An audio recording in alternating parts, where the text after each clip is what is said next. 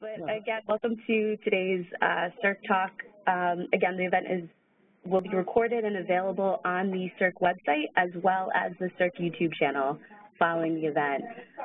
If you look to your module, if you're joining us through the event module, at the top right corner, there should be a chat and Q&A feature that should allow you to put your comments in directly as the presentation is taking place.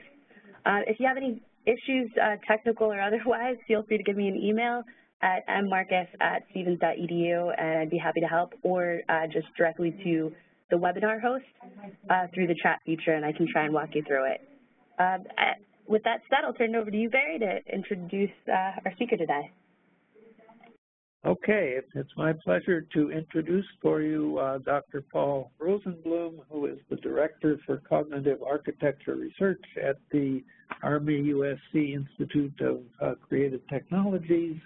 He's also a professor of computer science at USC.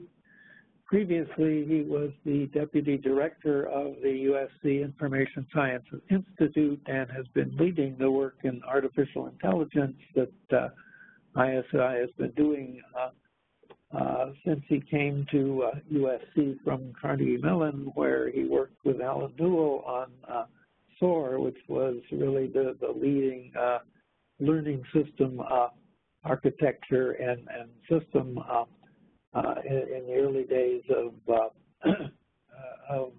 learning systems.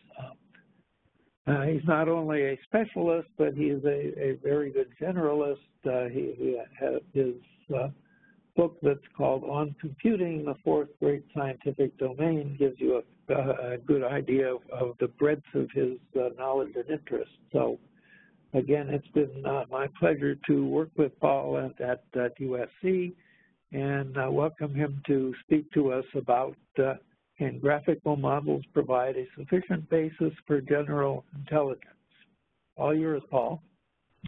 Okay, thank you, Barry, and hello to everyone.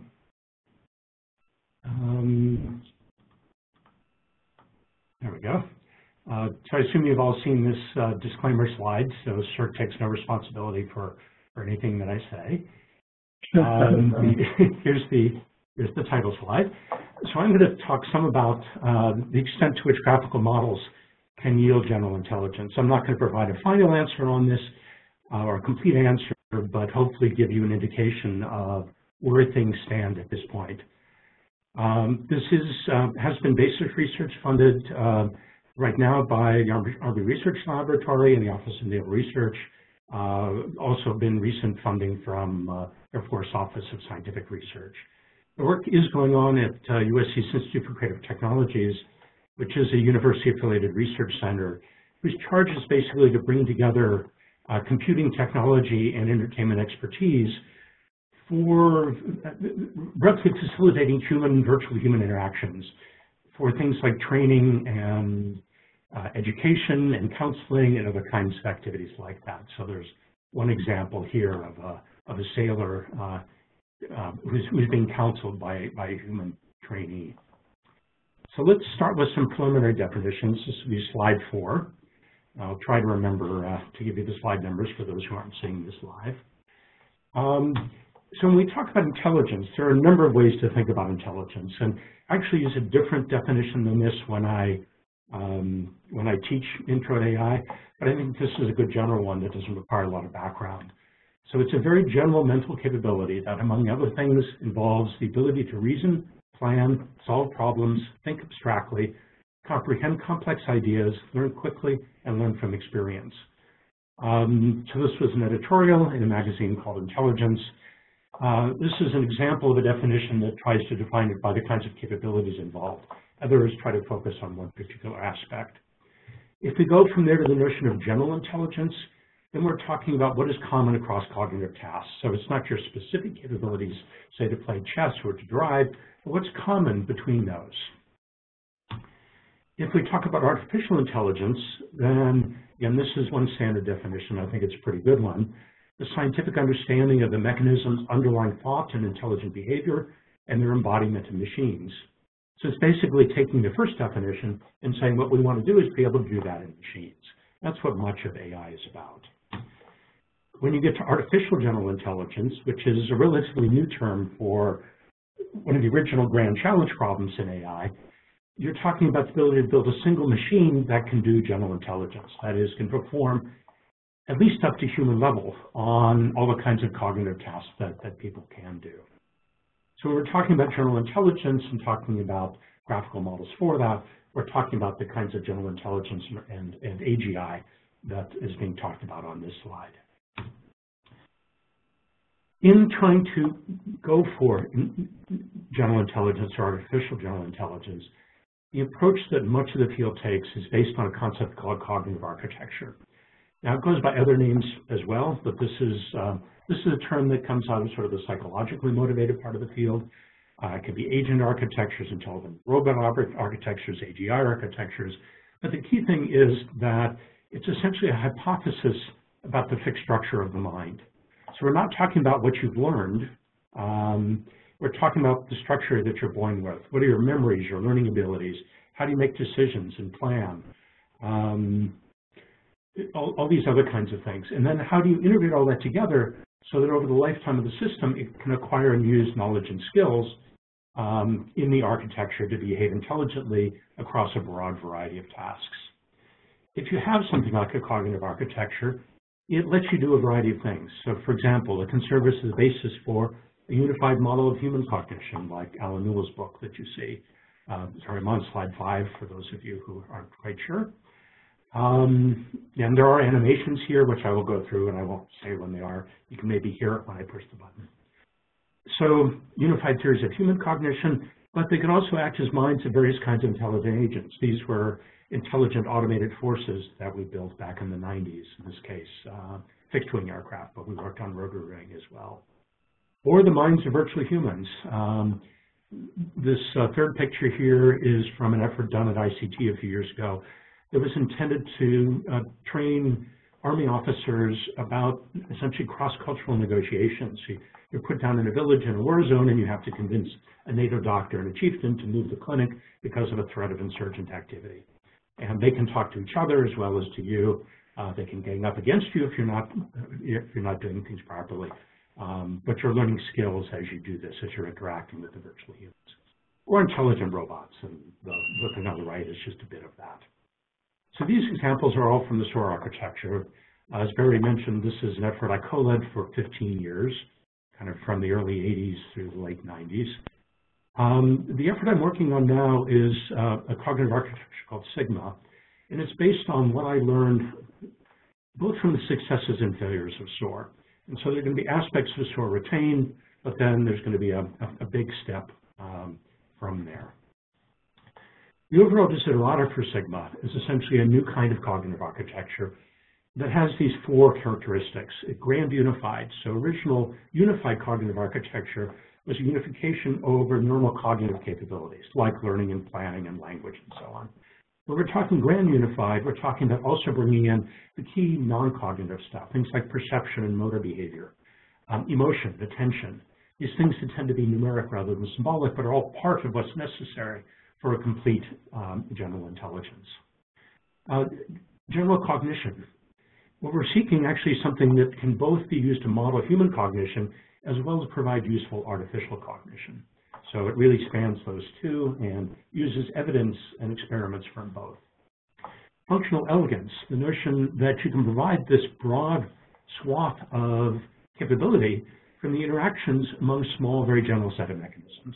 So we're kind of calling it like a cognitive Newton's laws. It's not laws, it's mechanisms, but the same general idea, a very small set that through whose interactions you get the breadth of capability. And then sufficient efficiency, which is a pragmatic criterion where you're looking for fast enough for anticipated applications. You then want to build from this to be able to build virtual humans, intelligent agents, intelligent robots that really can think deeply and robustly. They can behave and interact both in the physical and the social world.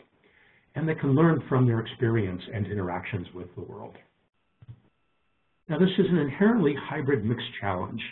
So hybrid here means you have to deal with both discrete and continuous information. Mixed means you've got to deal with both symbolic and probabilistic reasoning. And so what we're trying to do is bake that into the very essence of this approach rather than trying to add some of that stuff on later. I'm going to say a little bit more about functionally elegant here because it's one of the things that's fairly distinctive about Sigma with respect to many of the other architectures. It also ties into issues of systems engineering, which I know this talk is part of a series on. So I'm going to contrast it with modular. And so if you're all in systems engineering, you understand modular architecture as well. And there are many modular approaches to building cognitive architectures, where there'll be modules for different memories, for example. This particular figure shows, sorry, I'm figure 7, 4 different long-term memories, a semantic memory for facts, an episodic memory for your past history, procedural for essentially controlling your activities, and imagery for things like imagining pink elements, elephants jumping up and down. Then there's a working memory where you bring all that together, short-term, and perception and motor capabilities. All of these can be divided into further kinds of modules. But that's kind of a rough typical structure. So SOAR that we talked about, its latest versions are modular like this. In fact, the diagram is roughly based on SOAR. So you can see some long-term memories up at the top, a short-term symbolic working memory, perception and action at the bottom, and so on. Likewise with ACT-R, which is the other long-term, very well-developed cognitive architecture, more on the psychology side, but also it has its own set of modules. With Sigma, we're trying to do something a little different. Instead of building all of these separate modules, the goal is to have kind of a very general substrate in which there's a set of things, what I can call micro-variations. And through specialization and combination of those, you get all of those capabilities, but in a functionally elegant fashion. So there's one memory, basically, which covers all of long-term and working memory, but there are different variations within it which can yield the different kinds of semantic and episodic and procedural memories and imagery memories, and also working memory. And perception and motor control are actually not that different from all these other activities. So that's the kind of goal that we have here. And the intent is to advance both the elegance, depth, and breadth of both science and systems. We're taking a risk here because we're not doing modular development in a large sense, though there's some modular structure underneath this, but the goal is to actually get more out of that. And so the kinds of things we see are, for example, blendings between some of the other memories and closely knit interactions among them, which are hard to get in these strictly modular structures. Okay, slide 8. So the key idea underlying Sigma is called the graphical architecture hypothesis. No, we're just looking at it, flipping. Okay. We don't mean the volume. No, thank you. I'm sorry, I didn't hear what that was. Okay, well, I will continue. So the idea here is that the key to success in building general intelligence at this point is blending what has been learned from over 3 decades of independent work in cognitive architectures, which you just heard a little bit about, and graphical models, which is a state-of-the-art formalism for doing a wide variety of problems. So let's talk a little bit about graphical models, slide 9. So graphical models are about efficient computation with complex multivariate functions by leveraging forms of independence to decompose them into products of simpler functions, and mapping those decompositions onto various kinds of graph structures, and then solving them in those graphs, typically by some form of either message passing or sampling algorithm, like a Monte Carlo algorithm of some sort.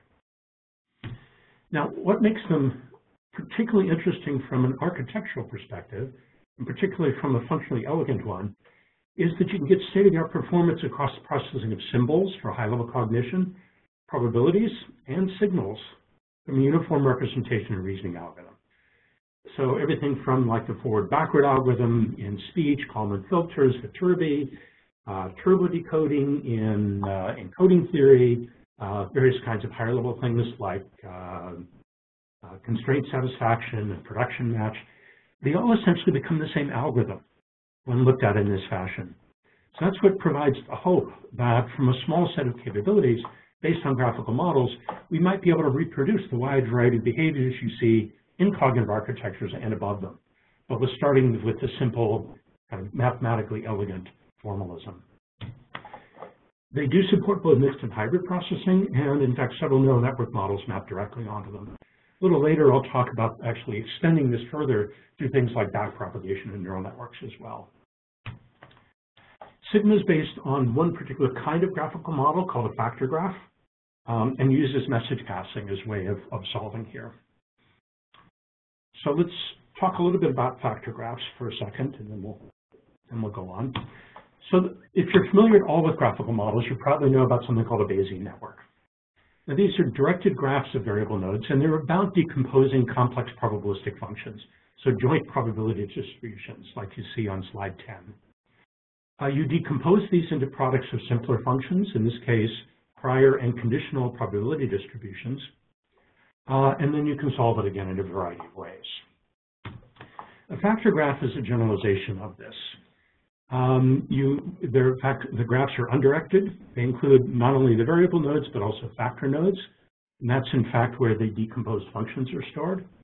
So function 1, 2, and 3 are stored at the 3 square nodes.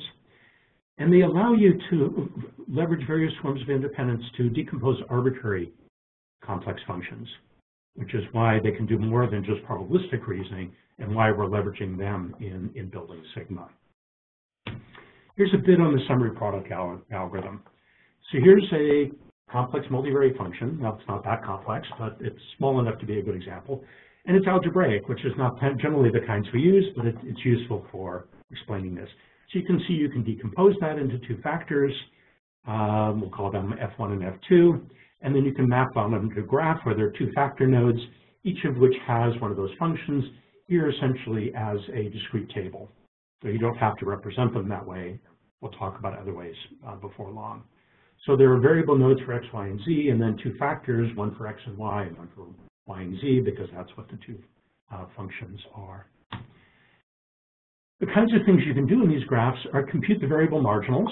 So that would be, for example, what's the distribution over one of the variables when all of the other variables are held constant, or all the other ones are summed out in some way. So that's done by what's called sum or integral product, and we'll look at that in a second. Or you can compute the mode of the entire graph via something called max product. So we'll look at sum product here, or integral product.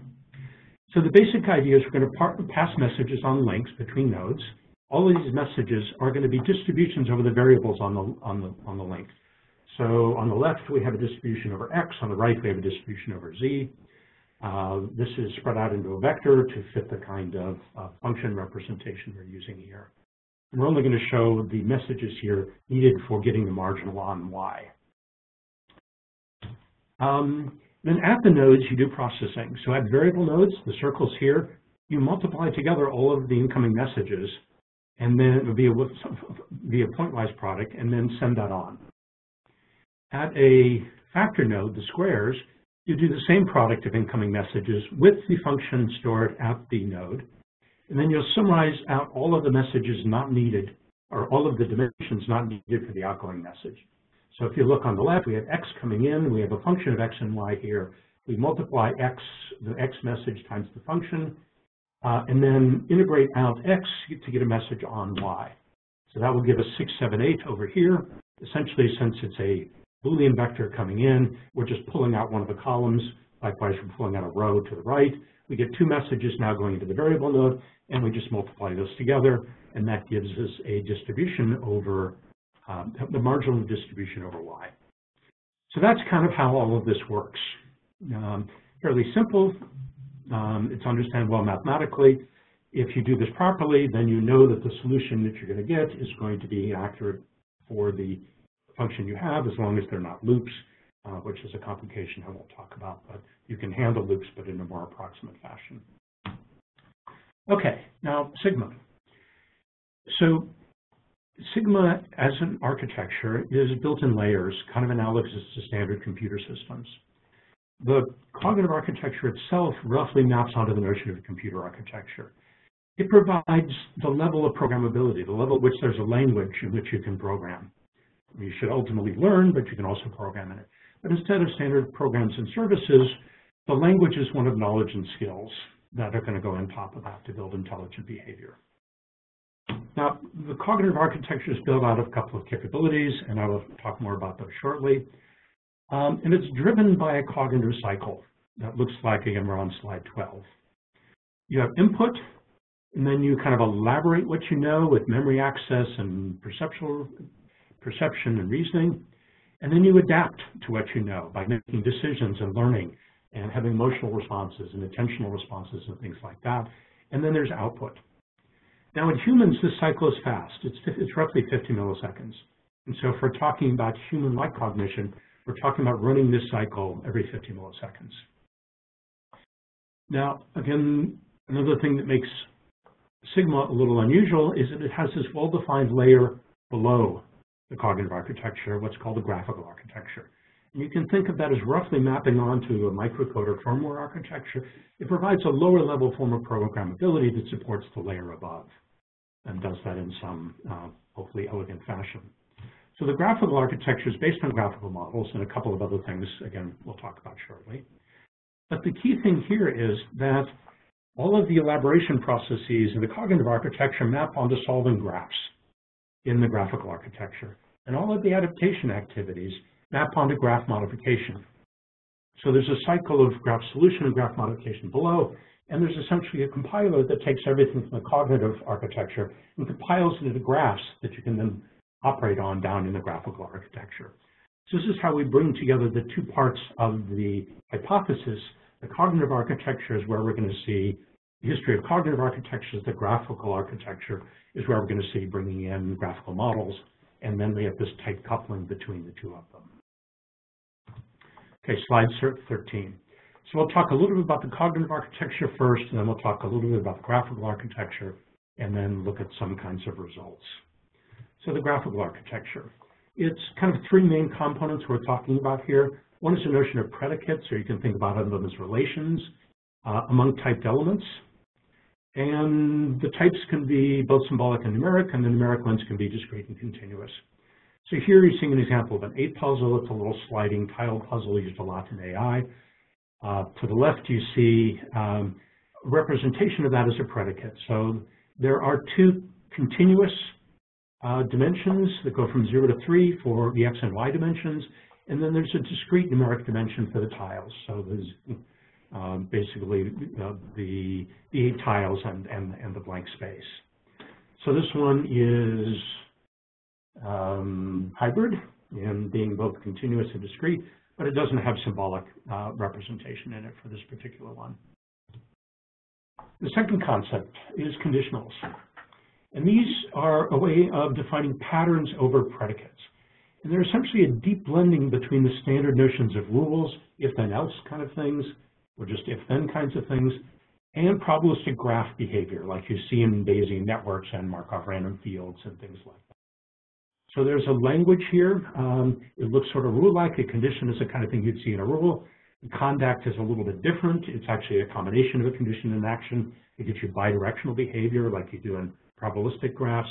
And then there's a function here. In this case, it's going to be a probability distribution over the object given the location. Essentially, it defines a map. And the fact that it's at 0.25 just means there's uniform initial distribution, so you don't know where anything is. So this is a bit of mixed thing. It's partly procedural, like a rule, but it's partly semantic because of the conduct kind of thing in it. And so it's really kind of a blended knowledge representation.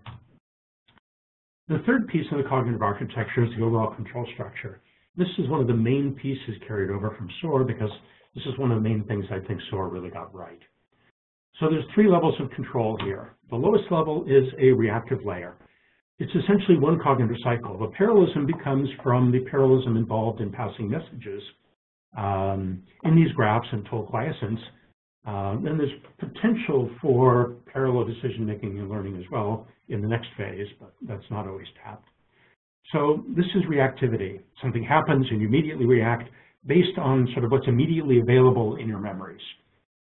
That acts then as the inner loop for a deliberative layer, which you can think of as serial or iterative or even knowledge-driven, because what happens is you do repeated cycles, each of them driven by the knowledge encoded reactively to select and apply operators in order to solve problems in problem spaces, to do simulations in your head, do all sorts of things that require controlled sequential behavior in thought.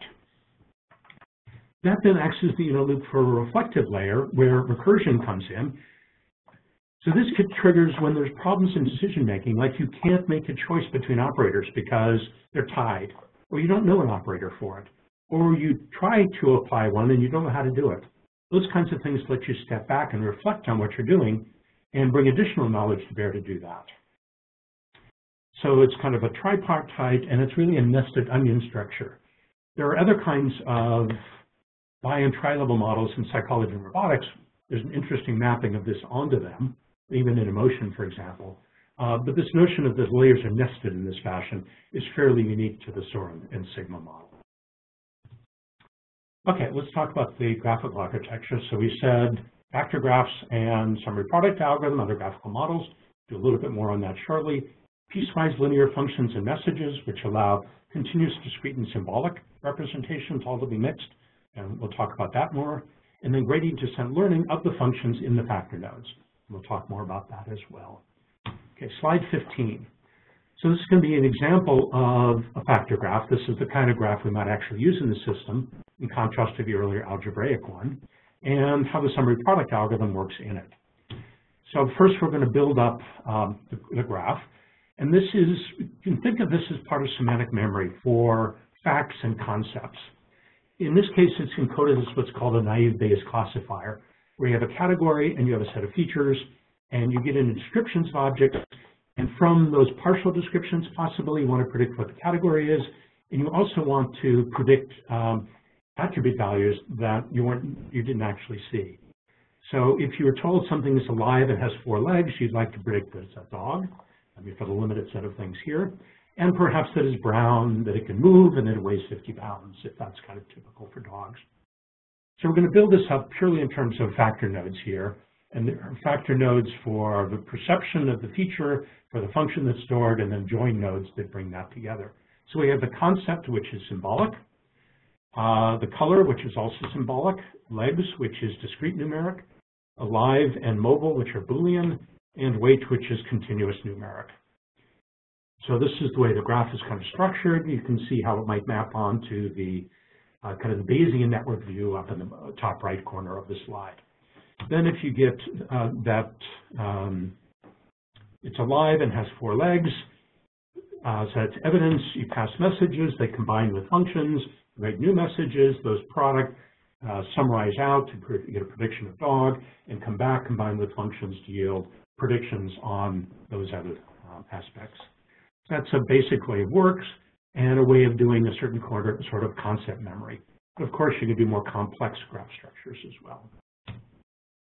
Piecewise linear functions. So this is slide 16. You can do continuous approximations here just by having sequences of line segments and making the regions as small as possible to get as close an approximation as you want. You can discretize this by making unit intervals, and you get a step function of some sort. And then you can assign labels to those discrete intervals and make the result, the functional value is Boolean 0, 1, and you've got a symbolic representation. So essentially, both discrete numeric and symbolic are built on top of an underlying continuous substrate. It's sort of like what you get with digital logic, which is built on top of a continuous electrical substrate.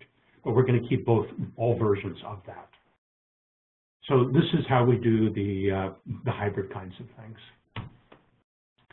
Learning, so it's the local gradient descent. What that means is the learning is going to happen independently at each of the factor nodes that stores a function. Roughly, you can view it as the messages coming out of those nodes drives behavior. The messages coming into those drives learning. And there's a nice result back from the 90s by Kanazawa and others on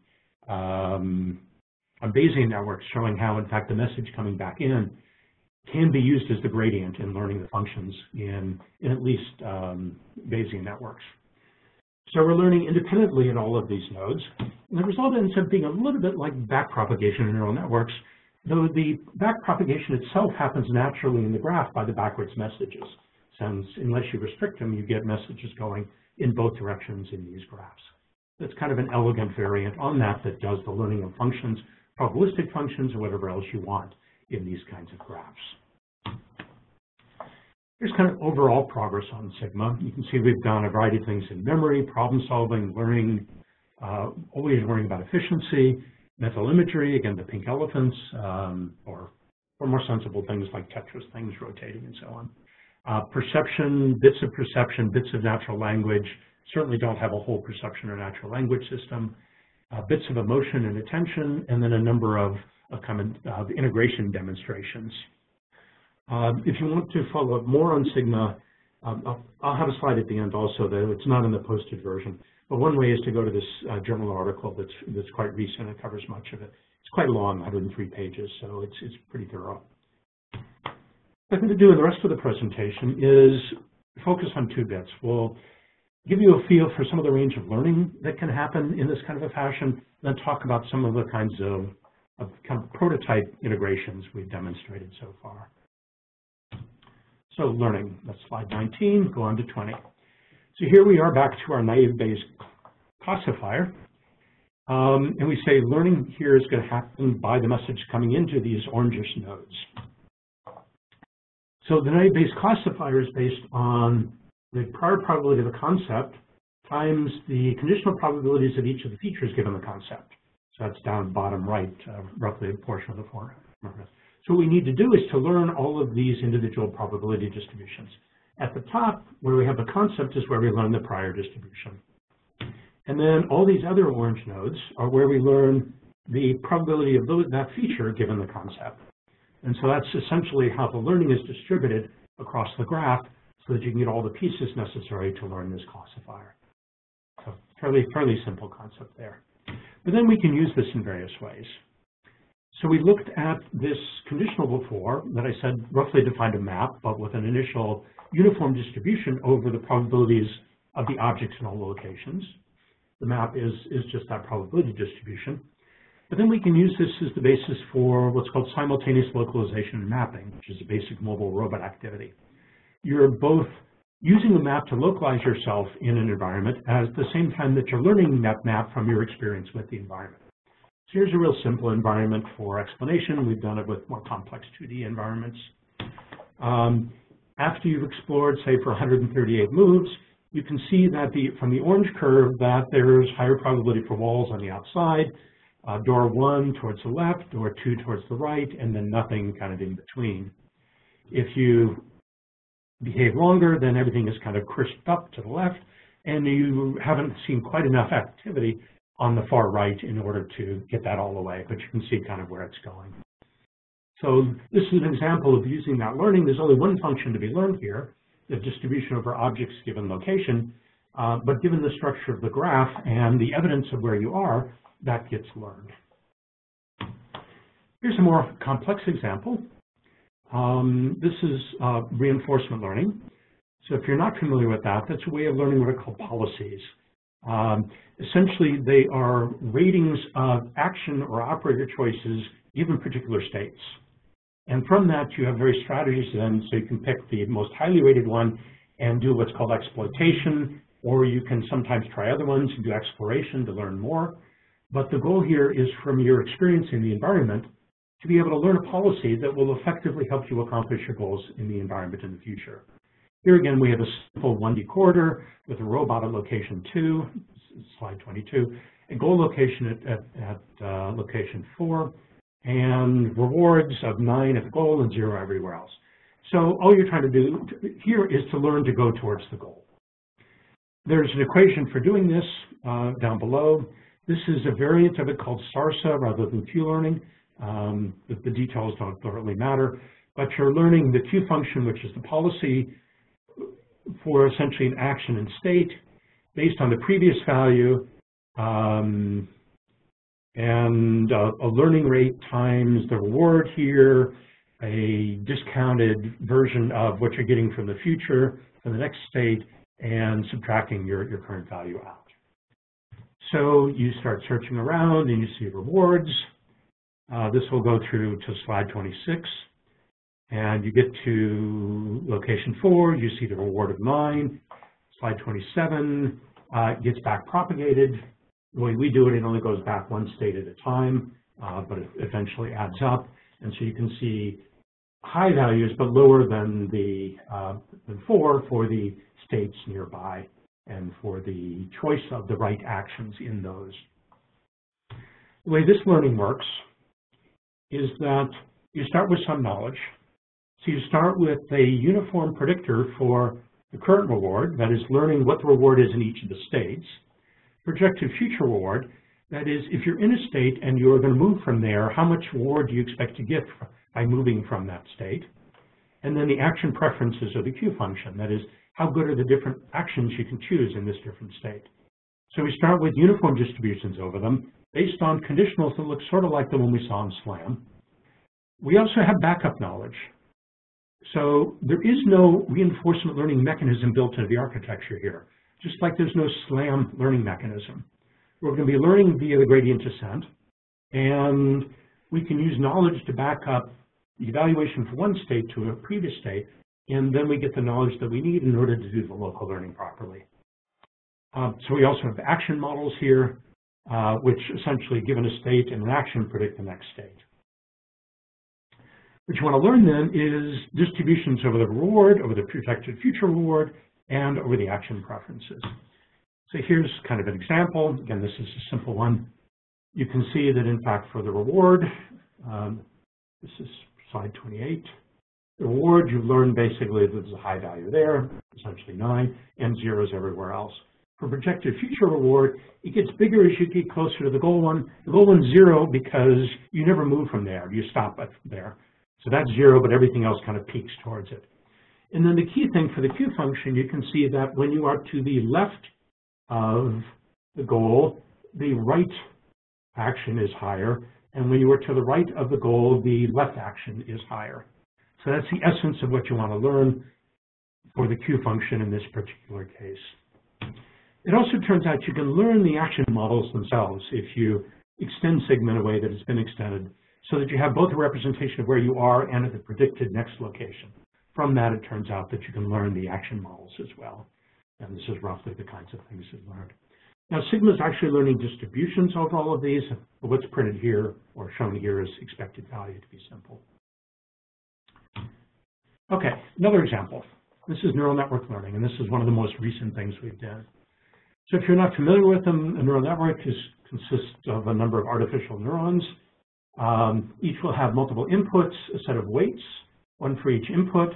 You multiply the weights times the inputs, you sum them up, and then you put it through a nonlinearity, in this case, an S-shaped sigmoid function. And then you build a network out of those, and then you try to train the weights to do whatever computation you want.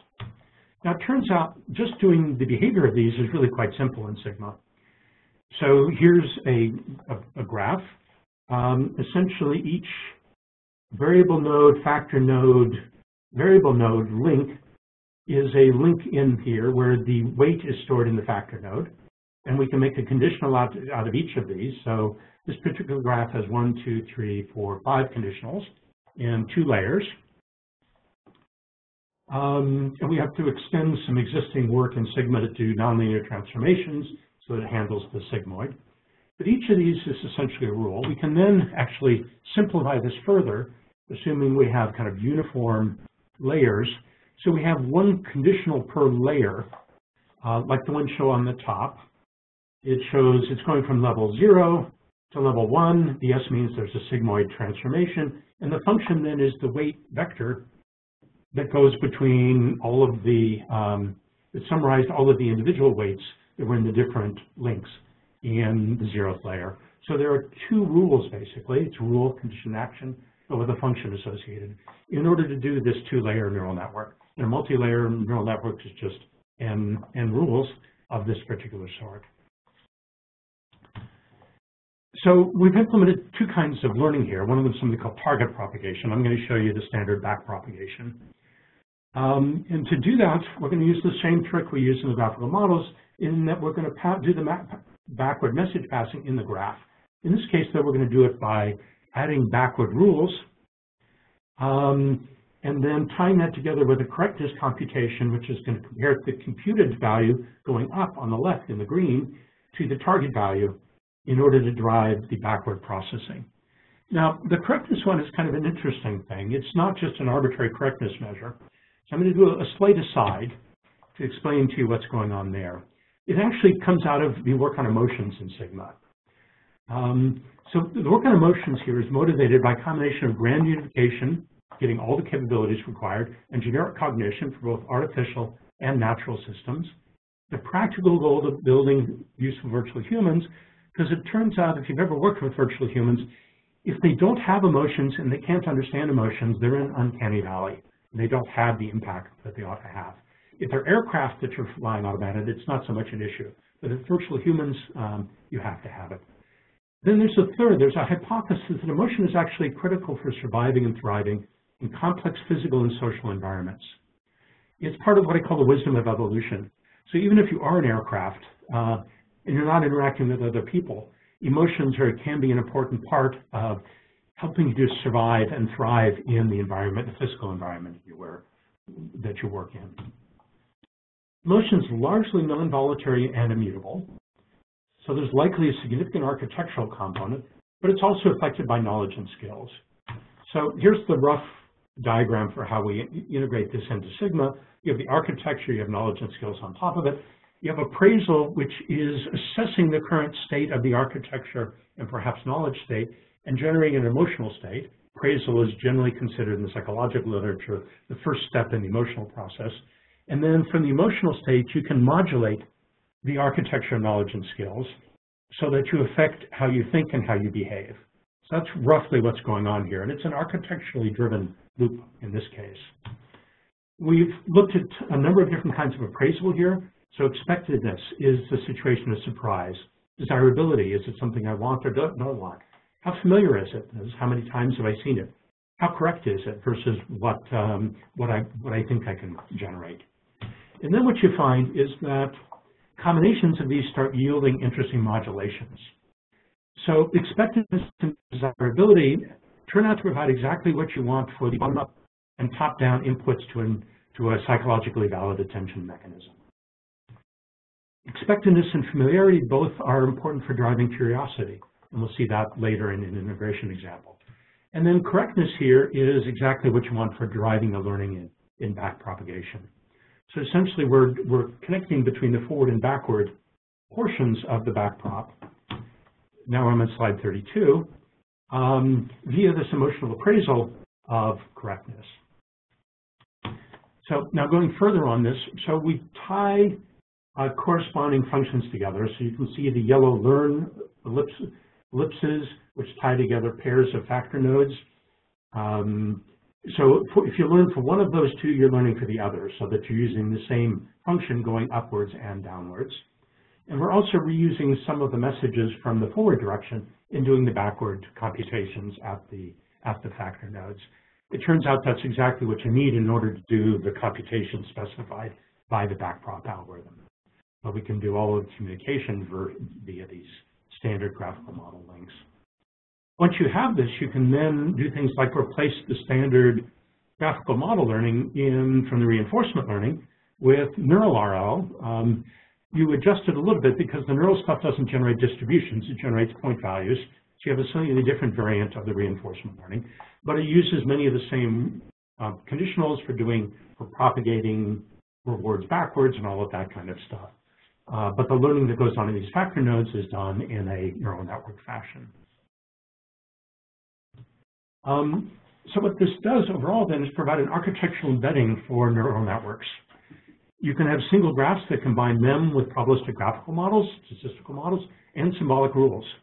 So these aren't separate modules that you've got to work with in some sense and program separately and then have an API between. And there's hope that it provides guidance to research in deep learning. If you're familiar with deep learning, a lot of what's going on now is attempting to combine it with other mechanisms because deep learning by itself isn't sufficient. So they combine it with memories in order to do longer-term learning things. They combine it with search, like in AlphaGo and the Atari kinds of things. Combine it with attention, other kinds of things.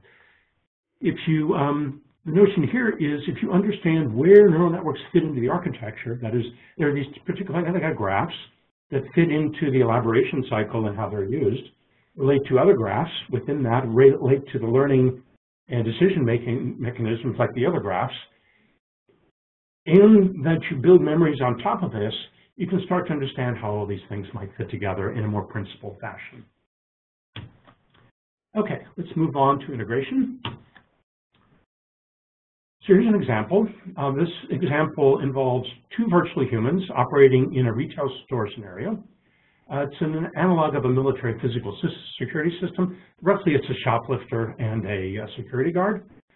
And here we're combining rule-based, probabilistic, and social reasoning. So this is theory of mind kinds of things, where you're trying to reason about what the other person is thinking, or other virtual person is thinking.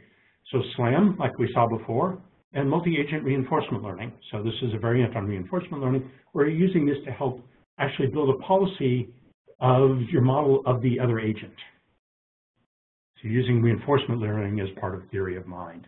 I won't spend a great deal of time here, but so on the left, on the next slide, you can see behavior with and without a learned map.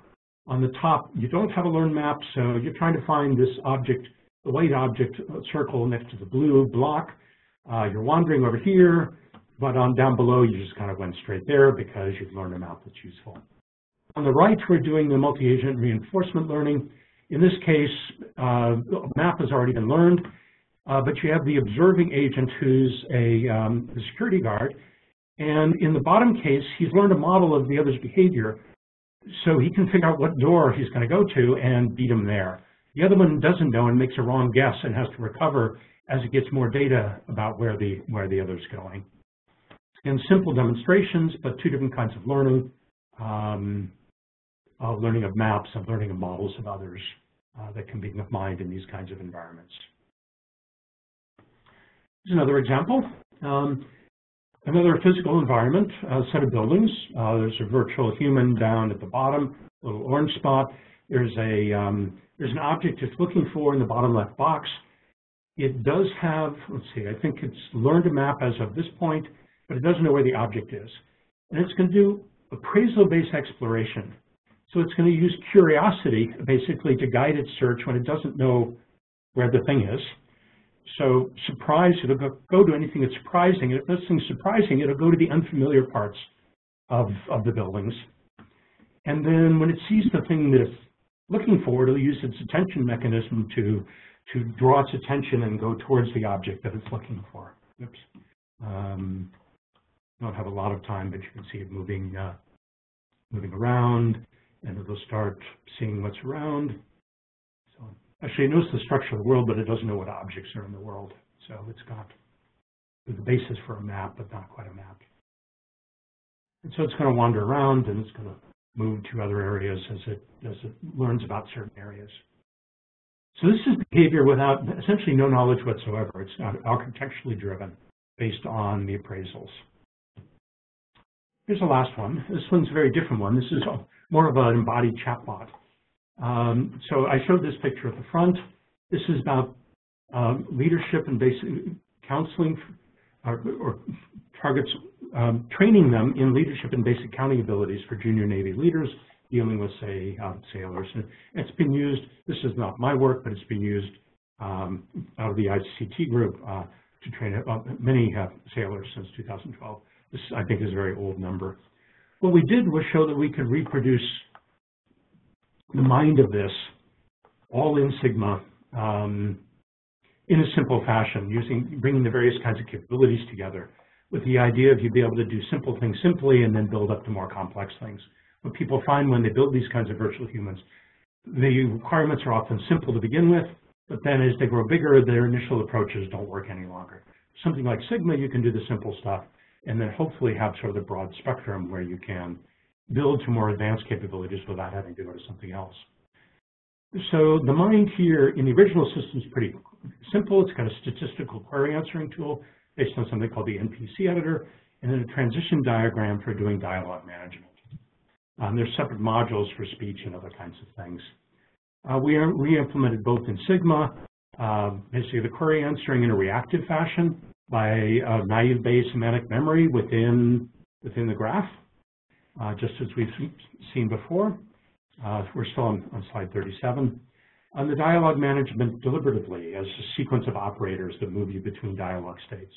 And we're in the process, actually, of modeling speech in Sigma itself using the same graph structures based on things like hidden Markov models, and then hooking those speech graphs into these graphs so we can go all the way from the perception through the behavior, all within Sigma knowledge structures. Okay, closing. So the question we started with is, can general intelligence be provided in this manner via graphical models? And you can see some of the diversity of intelligent behavior you can get from this simple but fairly general approach to things. But there's still a lot more to do to answer that question. We're also asking whether you can do this sufficiently efficient for real-time behavior. We know that graphical models are efficient, state-of-the-art in many individual things, but if you do one general one, can you get the same kind of result out of it? What are the functional gains from approaching it in a functionally elegant fashion rather than a modular fashion?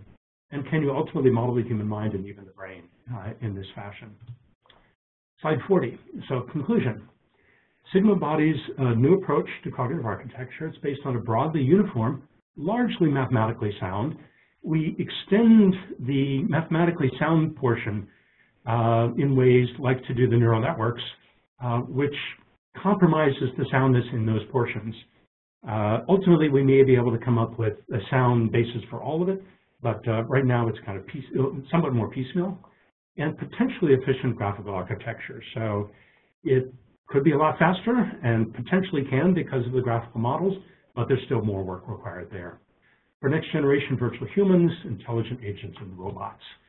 It does require some extension to graphical models to say that can compromise the clean semantics and the mathematically sound properties, and it still has a way to go for full general intelligence. For example, one of the big things still missing is what's called structured learning. How do you learn new conditionals and predicates rather than just learning parameters for ones that you already know about? There are ways that that's done in the field, but we haven't quite found the right way to do it in Sigma yet. If you want to know how this fits in the bigger picture of national AI R&D, this is the basic research diagram from that strategic plan. Sigma is directly geared at general AI and human-like AI. That's what it's all about to some extent. But it hits a number of other aspects too, from perception, scalable AI, robotics, and so on. There's another way of looking at things. I don't know how many of you have seen this recent Bayesian report. It came out in January this year on research in AI and AGI from a DoD perspective. So the big focus in there is on the deep learning revolution. That's these neural networks that have many different layers and are doing an incredible job of learning all sorts of things at this point. But it also points out that there's rapid progress in at least 4 other areas: reinforcement learning, graphical models, generative models, published programming languages, hybrid architectures. So it turns out that Sigma is actually an approach to combining all 5. And it may be the only approach at this point. There's one other I'm looking at to see whether it has that potential as well. They recommended funding not only the deep learning stuff, but these other things that are moving fast. Recommendation I wasn't quite as happy about was they were saying AGI in general isn't moving very fast, so there should be modest spending there. However, one of the questions I'm trying to ask is, if you base AGI on these 5 concepts, can it advance more rapidly? And therefore, should it be something that you focus on just like you focus on those pieces individually? Slide 42 is one that's not in the thing that was uploaded or that you downloaded. It just points again, it's follow-up, it points to the journal article. It points to a website, cogarc.ict.usc.edu, where you can find papers, tutorials, and code. And it has my email address, which is rosenblum@usc.edu. So if you want to follow up in any way, those are resources you can make use of. And then the final slide, 43, is the upcoming SERC talks. I guess the next one's in June. So that's my presentation. I believe we have 6 minutes left if there are questions. Oh, but sorry, I think actually Kevin has a question. And Kevin, I'm unmuting you right now. Feel free to jump in. Oh, thanks. Thanks for an excellent talk. I am eager to go off and see if I can make my way through the journal paper on this stuff. Quick question for you. Kahneman and Tversky have observed that human cognition is characterized by a kind of dichotomy between fast and slow thinking. it seems to map somehow onto your architecture's notion of kind of a deliberative layer and a kind of reactive layer. Do you see this dichotomy in the architecture and in its actual behavior in practice? Absolutely. So I brought that slide back up. So the reactive layer, as I understand it, is system one. And for us, the deliberative and the reflective layer, I believe, are system two. So it's not always clear exactly how that goes. There are a number of other attempts to. So there was a paper by, I think the guy's name was Stankovic, who argued that system one needs to be broken up into a bunch of different modalities. So like our reactive layer is broken up into a bunch of different things, and that system two really needs to be a deliberative and a reflective component. And that's kind of the way we think about it. Yeah. So yes, ours goes back actually to the earlier work by people like Schifrin and Schneider, who talked about automated versus controlled processing.